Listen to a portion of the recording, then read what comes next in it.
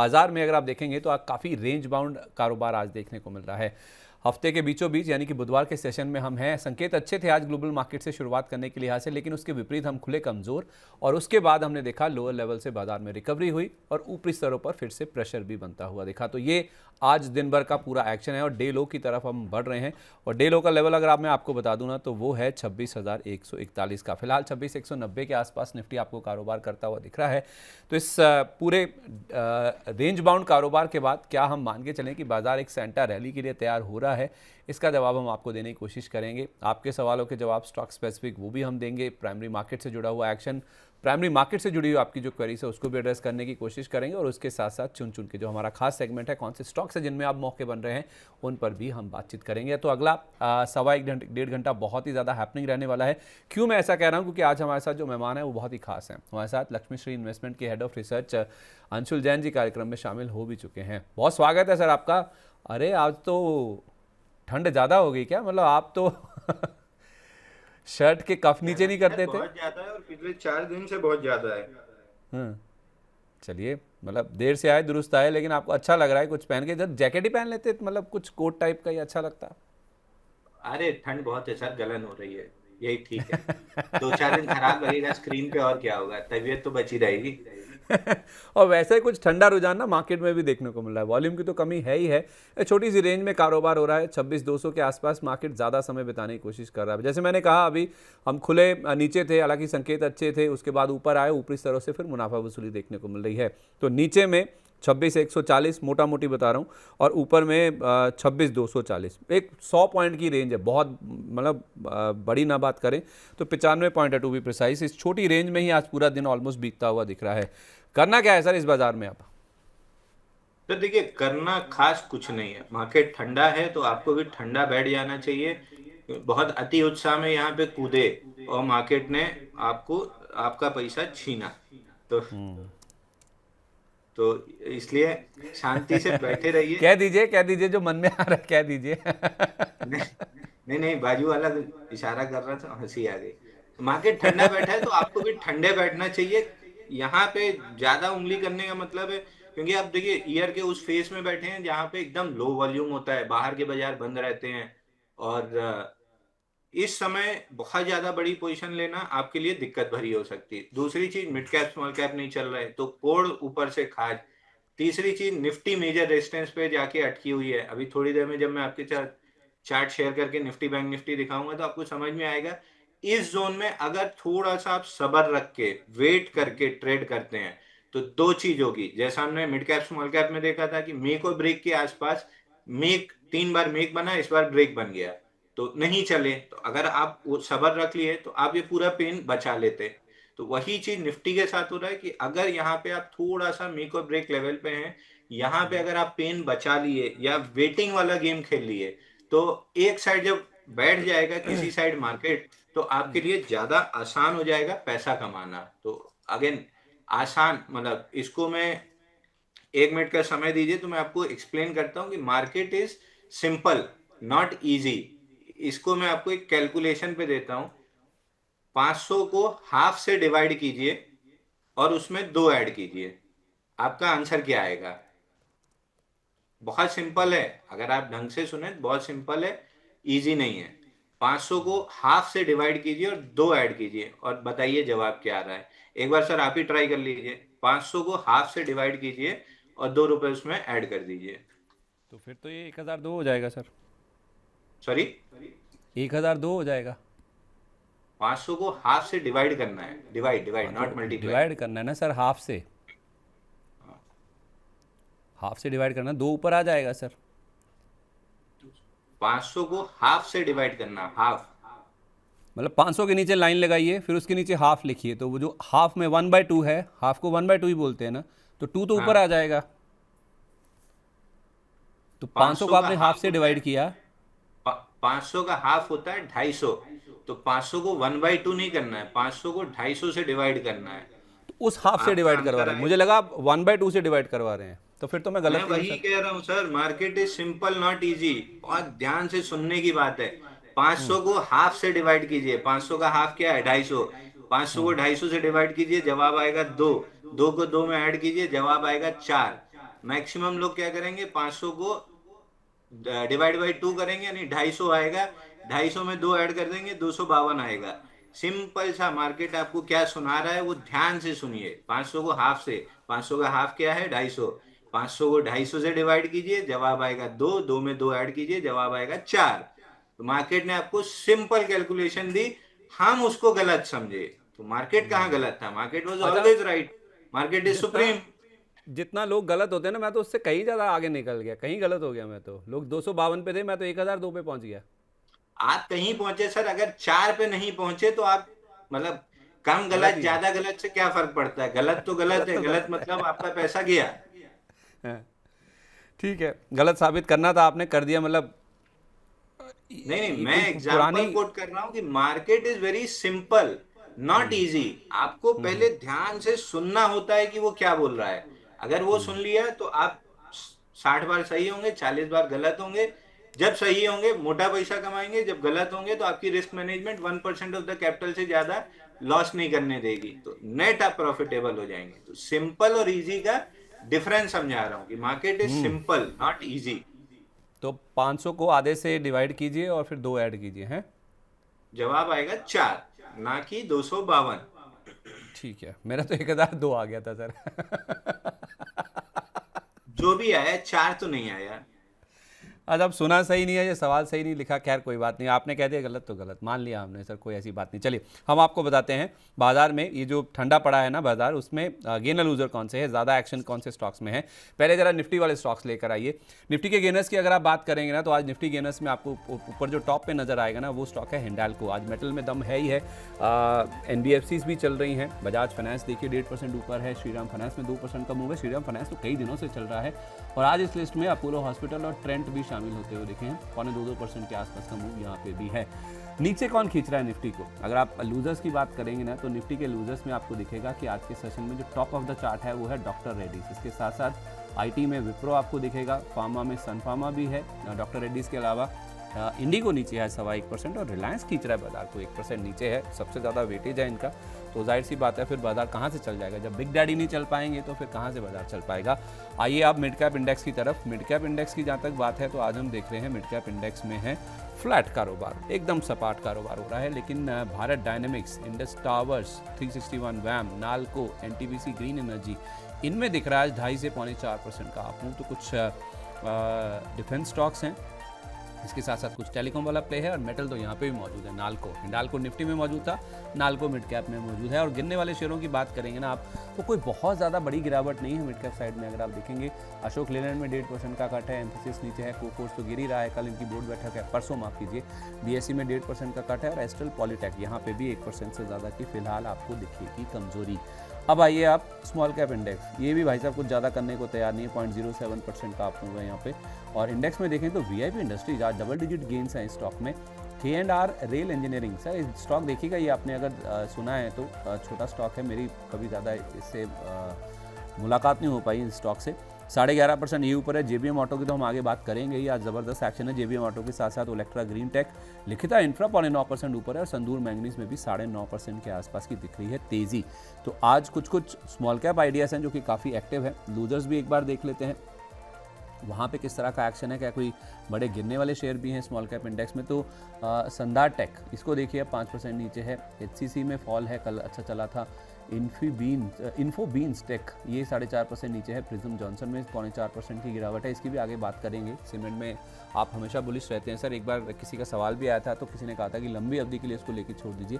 Kajaria ceramics में भी 3.5% के आसपास का फिलहाल फॉल दिख रहा है। एक बार नसर आप मुझे निफ्टी बैंक पे राय दीजिए, फिर मैं ये प्रिज्म जॉनसन की बात करता हूँ या फिर वो K&R रेल वाली जो बात है उसकी करता हूँ। निफ्टी बैंक तो ऑलमोस्ट सर डे लो के आसपास आ गया, 59,251 का लो है और 256 पे खड़ा है इंडेक्स।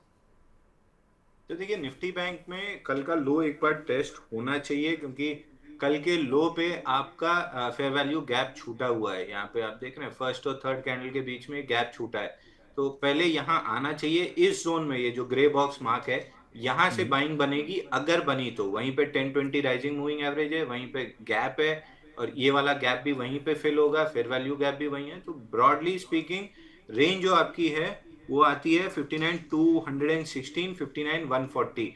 इस जोन में जब बुलिश एविडेंस बनेगा तो हम बाई करेंगे।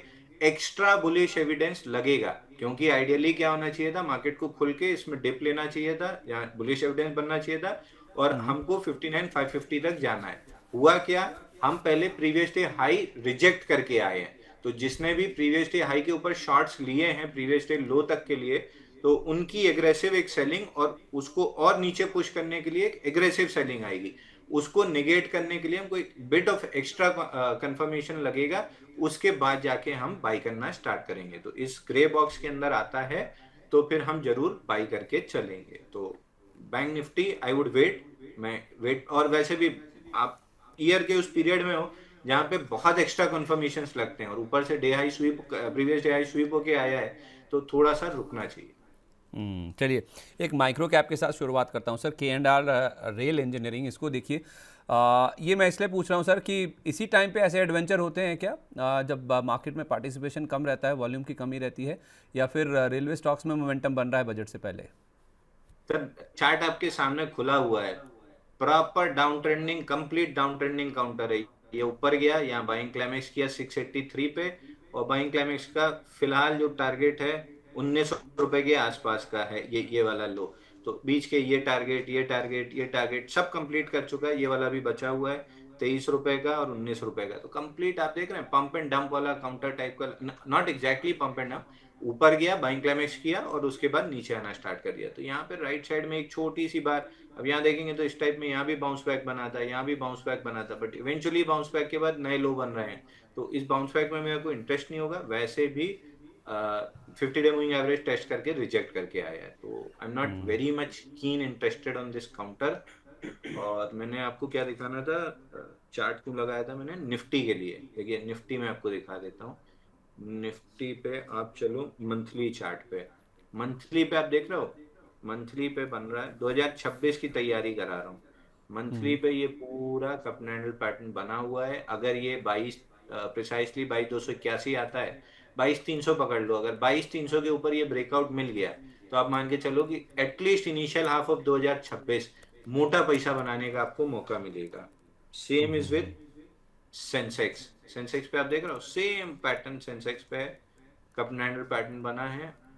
यहाँ पे बस इस हाई के ऊपर ब्रेकआउट मिल जाए तो 2026 आपका मोटा पैसा बनाने का मौका मिलेगा। तो मैं बिल्कुल तैयार बैठा हूँ कि अगर मेक और ब्रेक के पास मेक हो जाता है तो फिर 6 महीना लंबा पैसा कमाना है।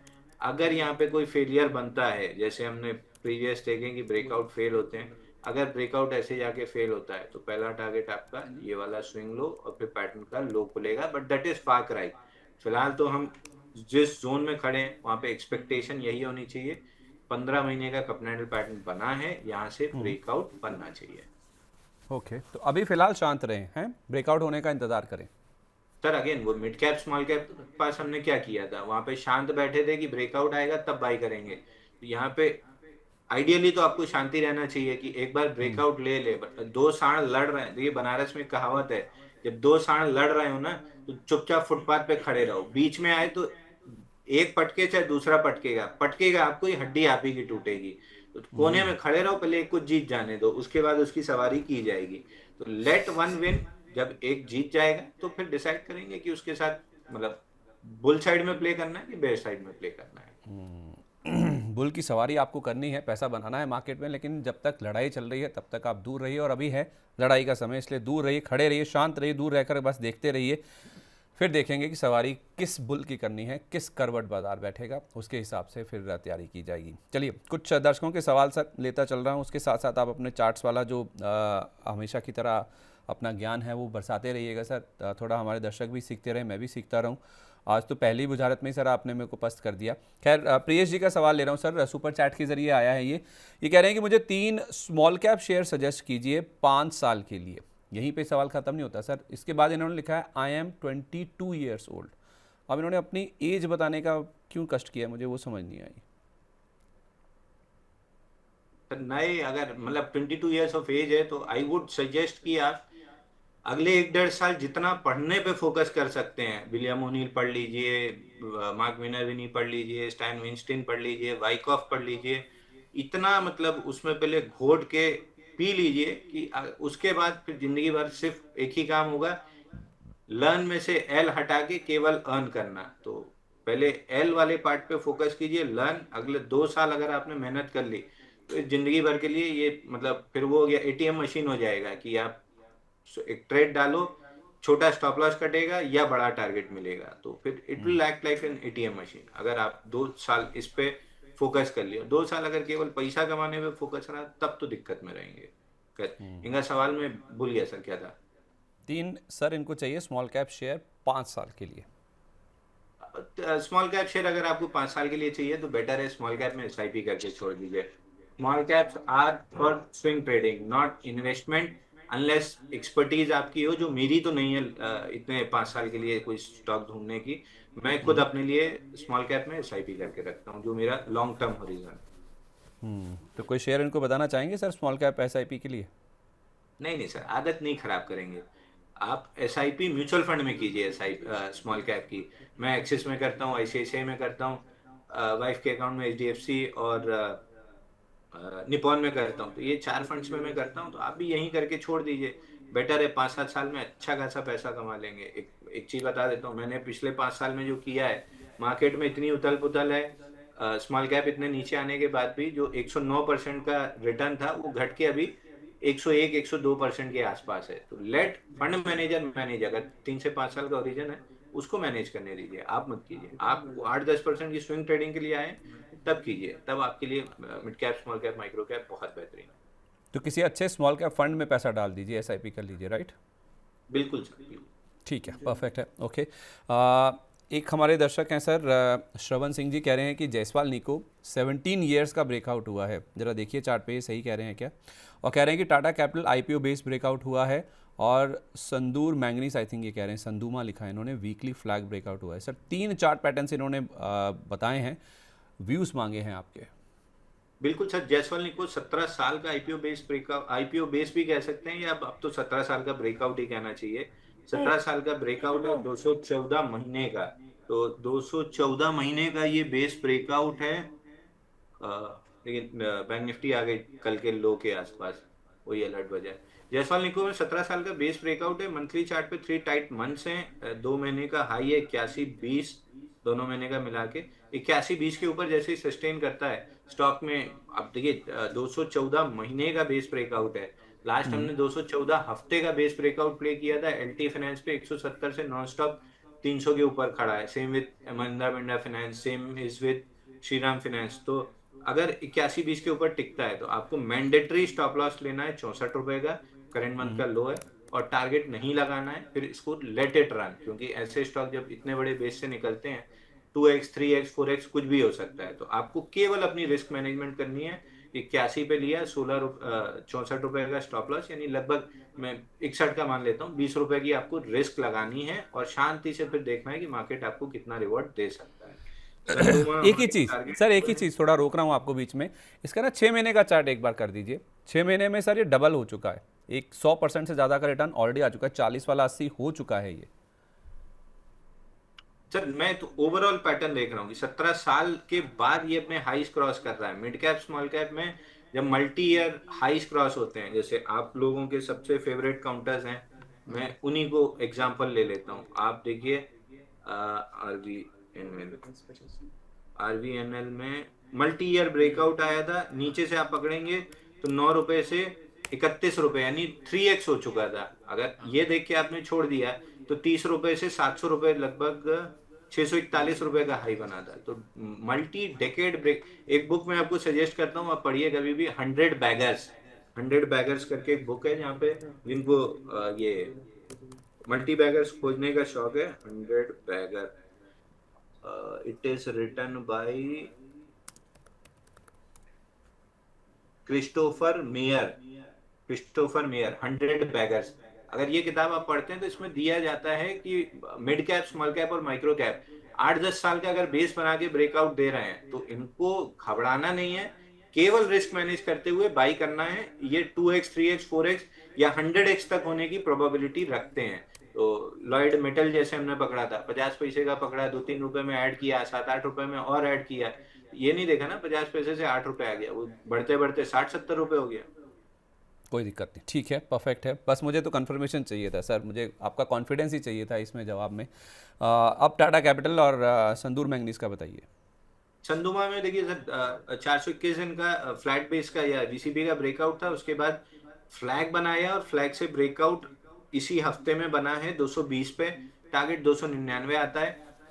जो इनिशियल स्टॉप लॉस 190 का था 220 के ब्रेकआउट पे, अब उसको बढ़ा के 220 कर लेना चाहिए। तो या तो 220 रुपए में आपका ब्रेक इवन पे स्टॉप लॉस कटेगा, या आराम से 299 कम से कम मिलेगा। तो अब रिस्क मैनेजमेंट क्या कह रही है, जो शुरू में 30 रुपए का स्टॉप लॉस लिया था, अब वो ब्रेक इवन पे आ गया। तो अगर आपकी एंट्री लेट है, यहाँ पे एंट्री है, तो आपका 20 रुपए की रिस्क है। अगर सही समय पे एंट्री ली है, तो अब आप ब्रेक इवन पे हैं। दोनों केस में 299 रुपए का टारगेट दिख रहा है। टाटा कैपिटल में टाटा कैपिटल में आईपीओ बेस ब्रेकआउट 336 पे है, आपका स्टॉप लॉस 335 क्लोजिंग बेसिस होना चाहिए, और अलाउ इट टू रन, अगर खिंचा तो 399 तक भी खिंच सकता है। ठीक है, 2 महीने के बाद हुआ है ये। अपने आईपीओ का जो प्राइस था, आईपीओ इशू प्राइस था जो 326 रुपये का, उसके पार निकलता हुआ दिखा है। तो यहाँ पर भी ब्रेकआउट बना है। तरुण सागर जी, इनका भी सुपर चैट के जरिए सवाल है, कह रहे हैं कि अंशुल सर, एमपीएस लिमिटेड में क्या करें? आपने जो 10-12 स्टॉक्स 3+ साल्स के लिए रेकमेंड किए थे, उनमें से 3-4 स्टॉक्स बता दीजिए। एमपीएस लिमिटेड भी उस लिस्ट में था। सर एमपीएस लिमिटेड में वेट करूंगा, अभी मैं तुरंत बाई नहीं करूंगा। 2000 के नीचे अगर ब्रेकडाउन नहीं मिलता है, मतलब यहाँ पे बुलिश एविडेंस मिलता है, तो ही मैं बाई करूंगा। 2000 के नीचे अगर ब्रेकडाउन मिलता है, तो फिर थोड़ा सा डीपर करेक्शन में जाएगा 1700 रुपए तक, तो मैं वहां पे बाइंग की स्ट्रक्चर देखूंगा। तो वेट फॉर बुलिश कंफर्मेशन, मिलता है तब बाई करना स्टार्ट करेंगे। अगेन मेरा सजेशन है, अगर आप 3 से 5 साल स्मॉल कैप करना चाहते हैं, better go for mutual funds. आप नहीं रिस्क मैनेज कर पाएंगे, आप नहीं स्टॉप लॉसेस मैनेज कर पाएंगे, आप क्वांटिटी नहीं मैनेज कर पाएंगे। आप म्यूचुअल फंड मैनेजर के हाथ में छोड़ दीजिए, वो आपसे अच्छा काम कर लेगा। अल्टीमेटली पैसा कमाना है, 1% का उसको ईएमसी दे दीजिए और उसको करने दीजिए। आप आए हैं तो 10-15 दिन की स्विंग ट्रेड कीजिए, अपनी रिस्क मैनेज 1.25% या 1% रिस्क ऑफ कैपिटल, उस हिसाब से क्वांटिटी कैलकुलेट, और छोटे छोटे ट्रेड मारिए। बहुत लंबे के लिए let them do their task. ठीक है, ओके, परफेक्ट है। इसके अलावा sir, SW Solar, Sterling and Wilson, इसको लेकर विकास शुक्ला जी का सवाल है। ये भी सुपर चैट के जरिए पहुंचा है हमारे पास। कह रहे हैं कि 93 शेयर हैं, भाव काफ़ी ऊपर का है सर, 388 रुपये का। अब इनका सवाल है कि एग्जिट स्ट्रैटेजी बताइए। अब एग्जिट तो मतलब यही हुआ कि इनको अपने भाव पे निकलना है कम से कम, तो 388 का भाव कैसे बनेगा सर? तो देखिए 388 तो बहुत मुश्किल है, बल्कि इसमें एक बॉक्स बना के 305 पे जब ब्रेकडाउन आया था तो 244 तक का टारगेट था, उसको भी एक्सीड कर दिया। अब एक चीज अच्छी किया है कि इमीडिएट जो 43 वीक्स में 73% गिर के जो लो बना था 216, उसको स्वीप कर रहा है। तो इसके बाउंस बैक टारगेट 244 272 बन रहे हैं, उस जोन में एक बार दोबारा सवाल पूछना चाहिए। ठीक है, ओके, ये हो गए सुपर चैट से जुड़े हुए सवाल। आ, अब ज़रा ऐसे सवाल लेते हैं जो हमारे मेंबर्स की ओर से आए हैं, जो हमारे प्राइम मेंबर्स हैं। सबसे पहले शकीब खान जी का सवाल है, कह रहे हैं कि सर, महिंद्रा एंड महिंद्रा का 2 साल का टारगेट बताइए। मेरे पास 20 शेयर हैं 3000 के रेट पर, अगर आप बोलेंगे तो मैं एवरेज भी कर सकता हूँ। तो महिंद्रा एंड महिंद्रा फाइनेंस में फिलहाल तो देखिए कहानी खत्म है, क्योंकि जो 2600 सर रुपए एमएनएम से, पूछा इन्होंने, हाँ बड़ा महिंद्रा वाला and Mahindra, MNM. Sorry, Mahindra and Mahindra में कहानी फिलहाल खत्म है। शॉर्ट टर्म में जो नीचे बॉक्स फ्लो फेल किया था 2550 के आसपास, जहां से हमने बाई दिया था, all time high plus 10% extension से काफी ऊपर आ चुका है। अब तो एक ही काम बनता है कि 3566 के स्टॉप लॉस से होल्ड करना चाहिए। वो कटे तो एक बार प्रॉफिट बुक करके निकल जाना चाहिए, क्योंकि वो कटा तो 3000 3190 ये जोन वापस आएगी। 6-8 महीना 1 साल बेस बनाएगा, फिर नया मूव आएगा। तो एक मूवर एडवांटेज खत्म हो गया। मतलब आपने सुबह नाश्ता किया है तो 1 घंटे बाद आप लंच थोड़ी करेंगे, तो यहाँ पे अब उसको डाइजेस्ट करेंगे। तो ये भी एक मूव चली है लगभग 2400 रुपए से 3700 रुपए, तो इसको 1 आध साल लगेगा डाइजेस्ट करने में। ठीक है, ओके, परफेक्ट है। इसके साथ साथ सर, और जो सवाल हम तक पहुंच रहे हैं ना हमारे दर्शकों की ओर से, वो मैं आपके सामने रखने की कोशिश करता हूँ। श्रवण सिंह जी का सवाल तो मैंने ले लिया। अंशुल शर्मा जी सर कह रहे हैं कि कोल इंडिया मेरे पास 410 के रेट पर है, IRFC 124 पर लिया हुआ है, और HAL 4450 रुपये का रेट है। इनमें क्या करना चाहिए? तो देखिए IRFC में तो बाउंस बैक बन रहा है 129 141 95। इस जोन में दोबारा सवाल पूछिए, अगर वहां पे कोई भी सेलिंग दिखी तो एग्जिट करना है, क्योंकि अभी बाइंग क्लाइमेक्स के टारगेट बहुत नीचे के बचे हुए हैं। तो प्री बजट रैली है, बार बार रैलीज बनी है, ऐसा नहीं इसमें नहीं बनी थी, इतनी 40-40% की रैली बनी है। 132 से गया 164, फिर नया लो बनाया तो 108 से 144 गया, फिर 108 पे डबल बॉटम बनाया तो 140-41 तक जा सकता है। बट इवेंचुअली जब भी 108 रुपए टूटेगा तो 61-50 का टारगेट खुलेगा। तो रैलीज पे बेचने की कोशिश कीजिए, प्री बजट रैली है।